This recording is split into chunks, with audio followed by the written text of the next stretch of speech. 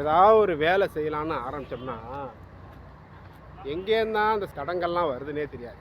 அவ்வளோ தடங்கள் வரும்.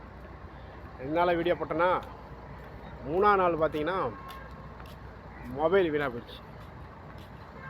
திருப்பி ஃபோன் வீணாக போன சரி பண்ணிட்டு கொடுத்துருந்தா மறுபடியும் அதுவும் வீணாக போச்சு. இதே ஃபோன் வீணாக போனால் இதையே தொந்தரவாடான்னு சொல்லி தூக்கி போட்டு புது ஃபோனே வாங்கிட்டேன். புது ஃபோன் வாங்கினதான் ஒரு காமெடி நடந்துச்சு.